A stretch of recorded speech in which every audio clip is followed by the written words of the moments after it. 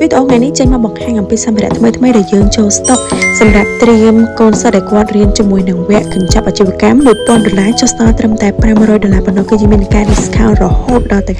50%ហើយចំពោះសម្ភារៈរបស់យើងនេះគឺចូលមកម៉ូដថ្មីៗប្លែកៗសម្រាប់បងវិញគឺពណ៌ highlight ច្រើនពណ៌តែម្ដងអញ្ចឹងណាជូនទៅកាន់បងហើយយើងក៏បង្រៀនពីការរៀបចំពណ៌បូជាមួយនឹងបាច់ផ្កាឬក៏កន្ត្រកផ្សេងៗដូចគ្នាដែរហើយយើងក៏មានចូលជាមួយនឹងប្រភេទកន្ត្រកគឺយើងមានចូលមកច្រើន style ច្រើន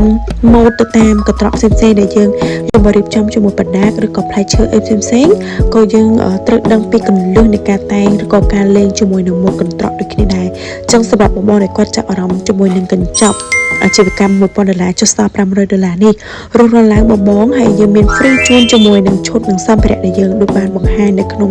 វីដេអូទៅកាន់បងអញ្ចឹងណាហើយអ្វីកាន់តែពិសេសទៀតនោះគឺយើងមានថែមជូននៅ page ដែលមាន follow ដល់ទៅ 10k follow ជូនទៅកាន់បងបង្រៀនតែងជាមួយនឹងការស្រស់ផ្ទាល់តែម្ដងអញ្ចឹងបងដែលចាំឯទៀតចំណុចនៃការប្រមូលសិននេះគឺមានកំណត់ណាបងគឺ special មែនតើ special ជាងសិស្សមុនតែម្ដងណាការបង្រៀនគឺមូលដ្ឋានគ្រឹះនៅក្នុងហាមការគឺយើងបង្រៀនជូនទៅទាំងអស់តែម្ដងដោយអនុវត្តផ្ទាល់ជាក់ស្ដែងជាមួយនឹងប្រភេទផ្កាស្រស់ជូនទៅដូចគ្នាដែរអញ្ចឹងបងអាចធ្វើការទំនាក់ទំនងចូល page ដើម្បីដឹងព័ត៌មានបន្ថែម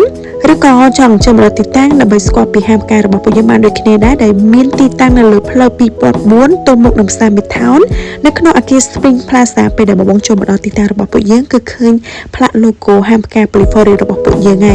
ហើយបងអាចធ្វើការទំនាក់ទំនងសួរព័ត៌មានបន្ថែមតាមរយៈលេខទូរស័ព្ទដែលយើងដាក់ជូនក៏បានដូចគ្នាដែរ